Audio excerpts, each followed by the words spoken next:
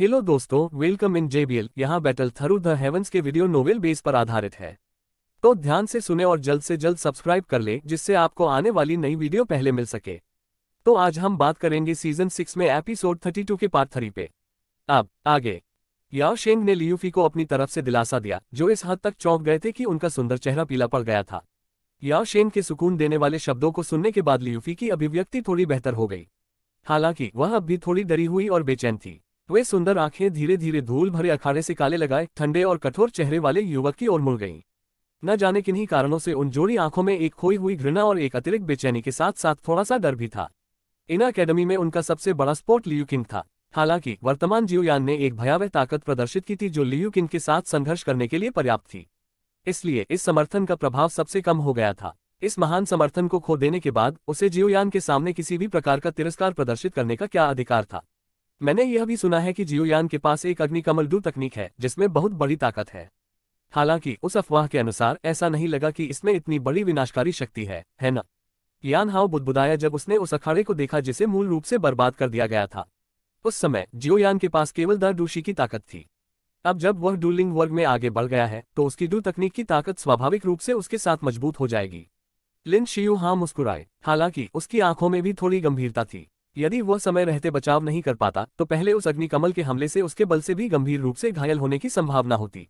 यह वास्तव में अप्रत्याशित था कि जियोयान वास्तव में इतने शक्तिशाली तुरुप के पत्ते के कब्जे में था। लियू किन कैसे हैं, मुझे मत बताओ। हान यू के शिष्यों ने अखाड़ा पार कर लिया। हालांकि वह घनी धूल के नीचे आधी मानव आकृति भी नहीं देख पा रही थी। लिन शियुया ने अपनी आंखें सिकोड़ लीं। काफी देर बाद उसने अपना सिर हिलाया और धीरे से कहा, यद्यपि मुझे यह भी स्वीकार करना चाहिए कि जियोयान की यह आग कमलडू तकनीक भयावह है। लियू किन को पूरी तरह से हराने के लिए इस पर भरोसा करना काफी मुश्किल होने वाला है। उसकी दुखी हुई आत्मीयता के कारण इस साथी का बचाव मेरे से भी मजबूत है। यान हाओ और कुछ अन्य लोगों ने यह सुनकर थोड़ा सिर हिलाया। उनकी निगाहें एक बार फिर धूल भरे अखाड़े पर टिक गईं। जैसे ही उनकी निगाहें एक बार फिर अखाड़े की ओर मुड़ी, वह धूल जो चारों ओर फैली हुई थी आखिरकार फीकी पड़ गई। एक क्षण बाद अचानक एक हवा चली और तुरंत धूल बह गई। जैसे ही धूल पूरी तरह से बाहर निकली, एक व्यक्ति अखाड़े के एक कोने में जो उजड़ गया था सीधा खड़ा था। भाले के समान तीक्ष्ण आभा बिखेरने वाला उनका लंबा शरीर धीरे धीरे सबकी आंखों के सामने आ गया। उनकी टकटकी ने उस अत्याचारी आकृति को देखा जो गंदगी में भाले की तरह सीधी खड़ी थी। उनका पूरा व्यक्तित्व उनके द्वारा पहले दिखाए गए विशेषज्ञ आचरण से पूरी तरह से बदला हुआ दिखाई दिया। हालांकि इस दयनीय आंकड़े ने देखने वाली गैलरी को कम उत्साह का उत्सर्जन करने से नहीं रोका। कुछ दूरी पर गंदगी के बीच जियोयान की निगाहें मानव आकृति पर ठंडी पड़ी। एक क्षण बाद जियोयान की आंखें जम गईं और उसने आखिरकार पाया कि लियू किंग ने जो गहरा काला भारी भाला अपनी पीठ पर धोया हुआ था वह वर्तमान में लियू किंग के हाथ में था। लियू किंग के हाथ में लंबा भाला रखने के बाद उनके पूरे शरीर का व्यवहार एक लंबे भाले की तरह था जिसमें एक ठंडी चमक दिखाई दे रही थी। उनकी आभा पहले की तुलना में कहीं अधिक मजबूत और तीक्ष्ण थी। कोई आश्चर्य नहीं कि वह क्रोधित बुद्ध कमल ज्वाला के विस्फोट को सहने में सक्षम है। उसने वास्तव में अपना अंतिम छिपा हुआ ट्रम्प कार्ड निकाल लिया। जियोयान का दिल चुपचाप शांत हो गया। उसकी आंखें उठी हुई थीं और संयोग से लियू किंग की आंखों से उसका संपर्क हुआ। वे चारों शिष्य आपस में उलझ गए। जियोयान बाद में सामने आने वाली गरिमा और गंभीरता की खोज करने में सक्षम था। उस पहले के हमले के बाद इस बेहद घमंडी व्यक्ति ने जियोयान को पूरी तरह से एक समान प्रतिद्वंद्वी के रूप में माना था।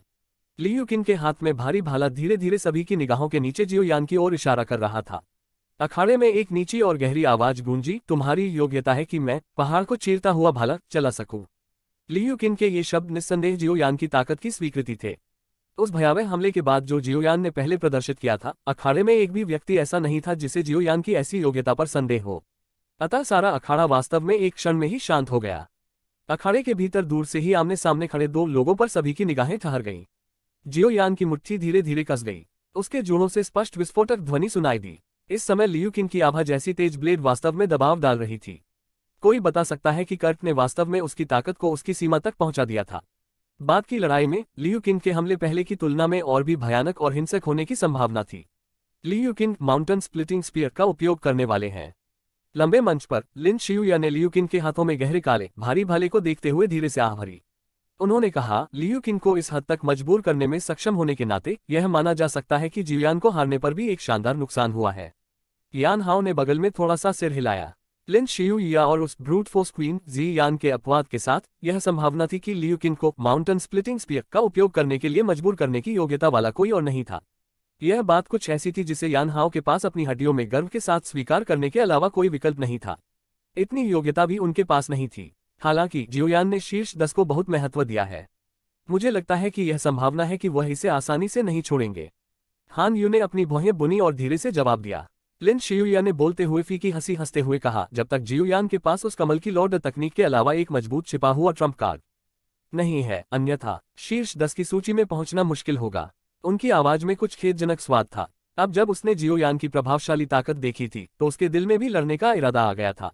वह उसे चुनौती देना चाहता था। हालांकि अगर जियोयान को लियू किंग के हाथों हारना पड़ा तो संभावना थी कि यह अवसर गायब हो जाएगा। अखाड़े में ठंडी आंखों वाले काले लबादे वाले युवक की ओर देखते ही लिन शियुया की आंखें चमक उठी। उन्हें वास्तव में उम्मीद थी कि यह आदमी जो अक्सर दूसरों की अपेक्षाओं से परे काम करता था, एक बार फिर एक चमत्कार प्रकट करेगा। एक चाल। लियू किंग के हाथ के भीतर गहरे काले माउंटेन स्प्लिटिंग स्पीयर को अखाड़े में कुछ चट्टान के टुकड़ों में तोड़ दिया गया था क्योंकि उसने अचानक अपना मुंह खोला और जियोयान से बात की। जियोयान थोड़ा भौचक्का रह गया। उसकी निगाह विपरीत दिशा में लियू किंग पर पड़ी जिसकी आभा अचानक तेज हो गई थी। अंतिम चाल जो विजेता का निर्धारण करेगी। लियू किंग का चेहरा, जो पानी जितना गहरा था, अचानक कुछ कठोर मुस्कान दिखाई दी। माउंटेन स्प्लिटिंग स्पीयर ने हवा को पार कर लिया। एक सुनहरे रंग की डुक्यूई ने खाली हवा में एक हल्के सुनहरे रंग का निशान छोड़ दिया। यह तुरुप का इक्का है जिसे मैंने लिन शियुया से निपटने के लिए बचाया था। हालांकि अभी की स्थिति से मुझे इसे पहले आप पर प्रदर्शित करना होगा। इन शब्दों को सुनकर देखने वाली दीर्घा में सभी ने तुरंत अपनी गर्दन बढ़ा दी। उनकी निगाहें बार बार उन दोनों के बीच आगे पीछे घूम रही थीं। जियोयान ने लियू किंग के चेहरे पर बेहद आत्मविश्वास भरी मुस्कान देखी। वह जानता था कि दूसरी पार्टी का बाद का हमला वास्तव में इस मैच के विजेता का फैसला करेगा, जैसा कि उसने कहा था। उसके होंठ कस गए थे और काफी देर बाद जियोयान ने उसके सामने कुछ गर्म हवा की गहरी सांस ली। जनता की आंखें। उसने अपने हाथों को धीरे से सहलाया। जियोयान आपकी सलाह लेगा। शीर्ष 10 एक ऐसा लक्ष्य था जिसे जियोयान कभी नहीं छोड़ेगा। वह उसे रोकने वाले व्यक्ति को हराने के लिए अपनी सारी शक्ति का उपयोग करेगा, चाहे वह व्यक्ति कोई भी हो। अच्छा, तुम में हिम्मत है। लियू किंग की आंखों में चमक अचानक बढ़ गई जब उन्होंने गहरी आवाज में जवाब दिया। साथ ही उन्होंने अपने दोनों पैर चलाए। उसके हाथों ने माउंटेन स्प्लिटिंग स्पीयर को कसकर पकड़ रखा था। अपने शरीर को थोड़ा आगे की ओर झुकाते हुए उसने भाले की ठंडी चमकती नोक को दूर जियोयान की ओर इशारा किया। जैसे ही लियू किंग ने इस रुख को प्रदर्शित किया, दूर जियोयान की त्वचा में तुरंत ठंडक महसूस हुई। वो समझ सकता था कि लियू किंग ने पहले ही उस पर अपना हमला कर दिया था। जियोयान के चारों ओर लिपटी एक असामान्य दबाव की भावना। हालांकि जियोयान के सीने में उबलता हुआ लड़ाई का इरादा उबलता हुआ पानी जैसा था। उसका शरीर अचानक बाहर निकल आया और पहले के दबाव से एक स्पष्ट हंसी बह निकली। सीनियर लियू किंग, आप बस मेरे पास आ सकते हैं जो आपके पास है। मैं, जियोयान, आज निश्चित रूप से शीर्ष 10 में स्थान प्राप्त करूंगा। उनकी वज्र जैसी हंसी पूरे अखाड़े में गूंज उठी। वह गर्व जो आसमान पर चढ़ गया था, कुछ ऐसा था जिसने देखने वालों को भी खून खौलने का एहसास कराया। जैसे ही उसकी हंसी गिरी, जियोयान ने धीरे धीरे एक कदम आगे बढ़ाया। उसका हाथ अचानक एक ऐसे स्थान की ओर बढ़ा जो पूरी तरह से अस्त व्यस्त हो गया था। एक सक्शन फोर्स बढ़ी और गहरे काले भारी हुवन शासक ने उसे वापस गोली मार दी। अंत में जियोयान की हथेली को थोड़ा बढ़ाया गया और उसे मजबूती से पकड़ लिया। सीनियर लियू किंग, आइए एक नजर डालते हैं और देखते हैं कि कौन हारेगा और कौन बाहर होगा। भारी शासक ने अचानक लियू किंग की ओर इशारा किया, जिसकी आभा ब्लेड की तरह तेज थी। स्पष्ट आवाज के रूप में एक असामान्य जंगली और हिंसक ऊर्जा में उतार चढ़ाव अचानक अखाड़े पर छा गया।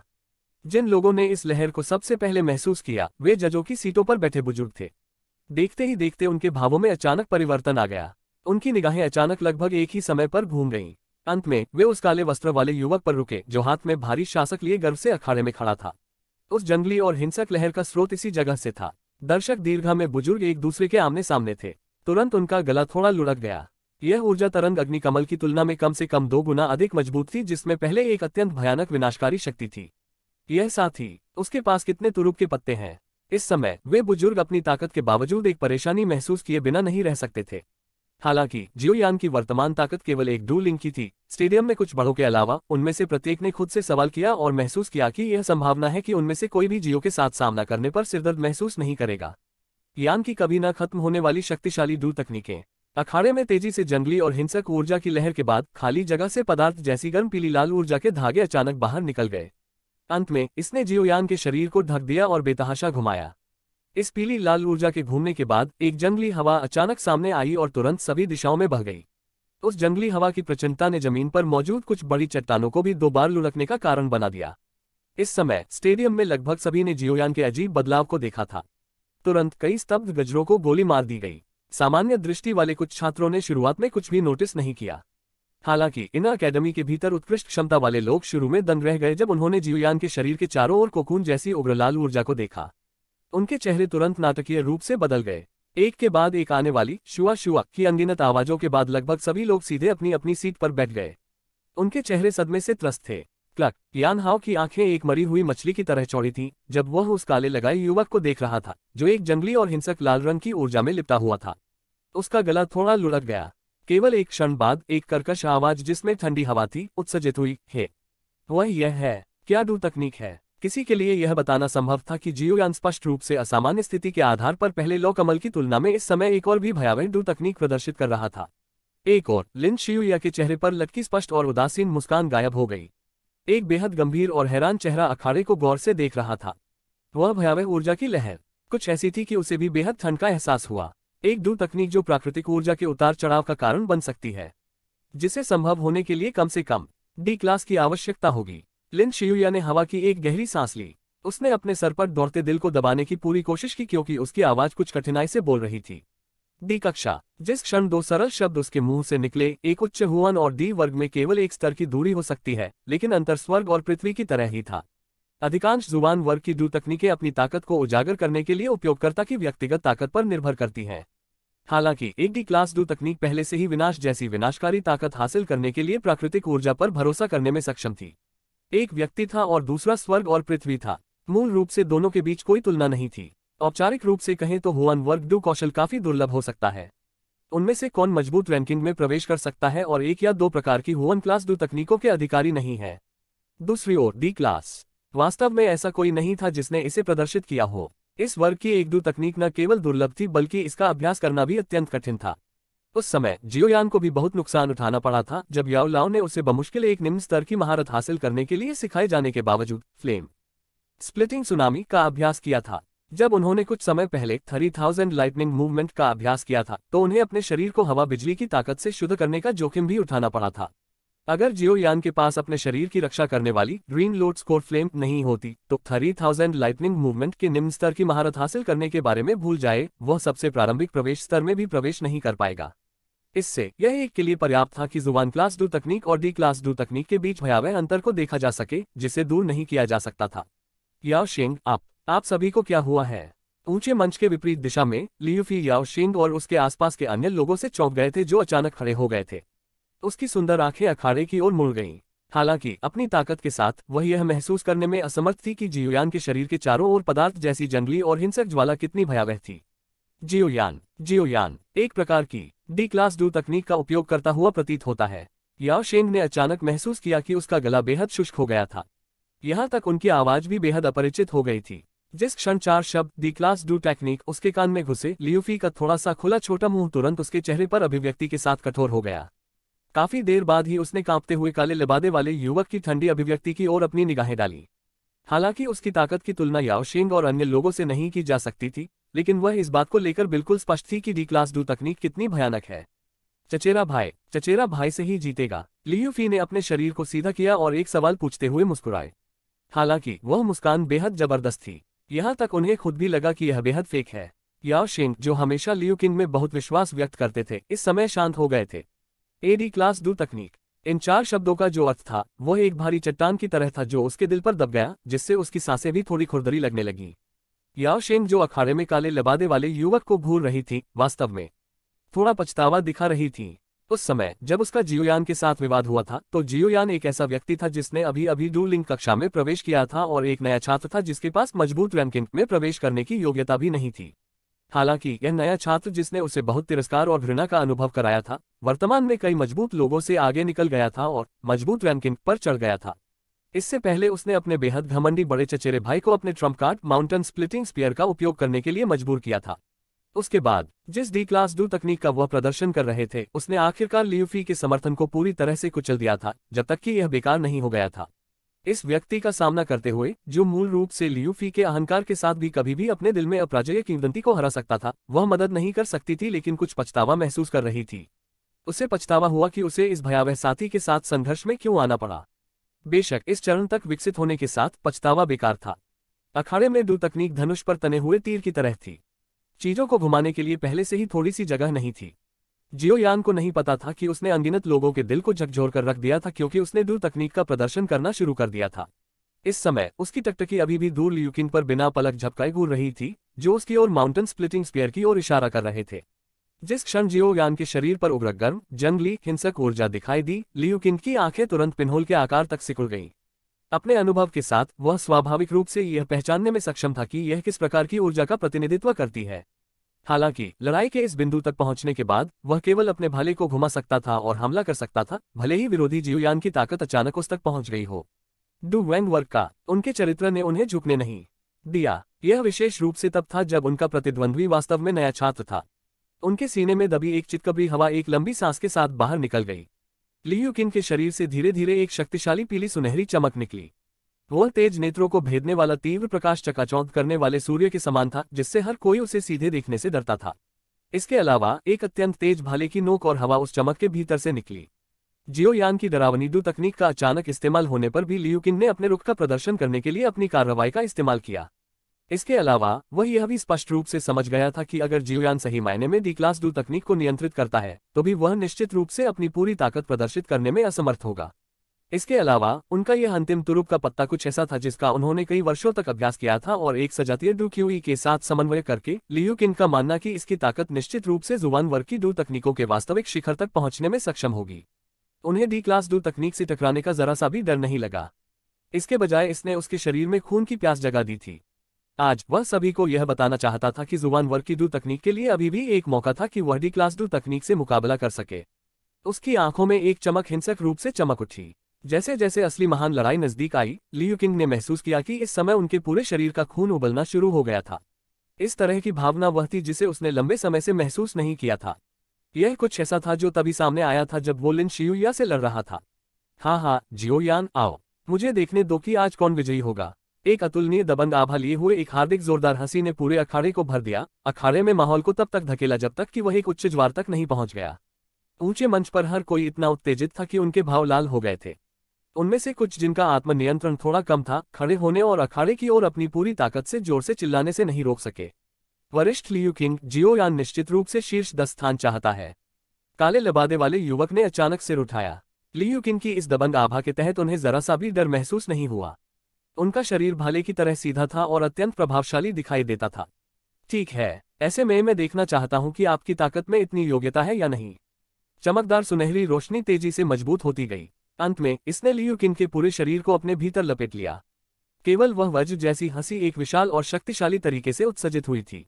जियोयान ने चमकदार पीली सुनहरी चमक को देखा, जिसने मूल रूप से अखाड़े के आधे हिस्से को ढक दिया था। उसके हाथ में भारी शासक धीरे धीरे बढ़ाया गया था। तत्काल उसके शरीर के चारों ओर रहने वाली जंगली और उग्र लाल ऊर्जा और भी अधिक बलपूर्वक घूमने लगी। यहां तक कि उसके शरीर के आसपास का स्थान भी थोड़ा विकृत हो गया था। लगभग पदार्थ जैसी जंगली हिंसक लाल रंग की ऊर्जा की लहरें अचानक भारी हुआन शासक में जियोयान द्वारा एक नर्म रोने के तहत डाली गईं। जैसे ही इसमें भयावह ऊर्जा डाली गई, मूल रूप से गहरे काले भारी शासक पर एक अजीब गहरी लालिमा दिखाई दे रही थी। ऐसा लगता है कि वह काला शासक ऐसा था जैसे उसके ऊपर एक गहरे लाल रंग की लौ थी। बूम! जमीन को हिलने वाले और पहाड़ों को हिला देने वाले झटके की आवाज अचानक सुनाई दी। सबकी निगाहें आनंद फानन में इधर उधर देखने लगी। दूरी में चमकीली सुनहरी चमक का वह समूह धीरे धीरे एक शरीर में इकट्ठा हो गया था।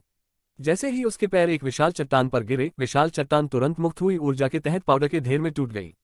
जियोयान, अगर आप मेरे इस हमले को स्वीकार करने में सक्षम हैं, तो मैं आपको दोनों हाथों से मजबूत रैंकिंग में तीसरा स्थान सौंप दूंगा। एक भाले की छवि जो सुनहरी रोशनी में लिपटी हुई थी, उसे दूर से जियोयान की ओर इशारा किया गया। लियूकिन की गर्व भरी आवाज जो आत्मविश्वास से भरी हुई थी, उत्सर्जित हो गई थी। यदि आप मेरे इस हमले को स्वीकार करने में सक्षम हैं, तो मैं जियोयान स्वचालित रूप से शीर्ष 10 में जगह छोड़ देंगे। भारी हुआन शासक जो मूल रूप से पूरी तरह से एक गहरे लाल रंग में परिवर्तित हो गया था, धीरे धीरे लियूकिन की ओर इशारा कर रहा था। उस जगह पर एक लहर उठी जहां से भारी शासक गुजरा। जियोयान का चेहरा लाल हो गया और उसने एक जोरदार हंसी उड़ाई। हाँ, अच्छा। जैसे ही जंगली हंसी सुनाई दी, चमकीली सुनहरी चमक अचानक संयमित हो गई। एक पल बाद में मूल रूप से बेहद आंखों को भेदने वाली सुनहरी चमक बिजली की तरह माउंटेन स्प्लिटिंग स्पीयर में वापस आ गई। इतनी भारी मात्रा में ऊर्जा डालने के बाद एक तरल जैसे सुनहरे रंग की ऊर्जा माउंटेन स्प्लिटिंग स्पीयर की नोक पर एक आत्मा की तरह प्रवाहित हुई। एक चाल में जीत तय होने दो। लियूकिन का हाथ अचानक से हिल गया। लंबा भाला आसमान की ओर झुका हुआ था। तुरंत भारी भाले ने एक गुनगुनाते हुए तेज हवा की आवाज की, क्योंकि यह अचानक टूट गया था। जैसे ही भारी भाला नीचे गिरा, एक अत्यंत भयानक शक्ति जमीन के पीछे पीछे चली और रिसकर बाहर आ गई। तुरंत उसके चारों ओर विशाल चट्टानों का मलबा उसके चारों ओर कई चौंका देने वाली निगाहों के नीचे पाउडर में बदल गया। ग्रेट स्प्लिटिंग रॉक, गड़गड़ाहट जैसी विस्फोटक चीख अचानक सुनाई दी। माउंटेन स्प्लिटिंग स्पीयर की नोक पर बाढ़ जैसी धार में अचानक सुनहरी चमक फूट पड़ी। सभी दिशाओं से आने वाली चमकदार सुनहरी चमक में एक अतुलनीय रूप से तेज कान छिदवाने वाली विस्फोटक ध्वनि थी, जो बिजली की तरह हवा के माध्यम से दूर जीवयान की ओर बढ़ रही थी। सुनहरी चमक जहां भी गुजरी, पूरे अखाड़े की विशाल चट्टानें अचानक से टूटकर बिखर गईं। लियू किंग द्वारा पूरी ताकत से किया गया हमला वास्तव में इतना भयावह था। इस तरह के जबरदस्त हमले का सामना करते हुए पूरे स्टेडियम के चेहरे बदल गए। यहां तक जजों की सीटों पर बैठे बुजुर्गों ने भी गंभीर भाव प्रकट किए। और यहाँ पे यह पार्ट खत्म होता है। Bye bye guys. यदि आपको यह एक्सप्लेनेशन अच्छी लगी हो तो लाइक करें और नेक्स्ट पार्ट के लिए सब्सक्राइब जरूर करें, जिससे आपको नया पार्ट जल्द से जल्द पहले मिले।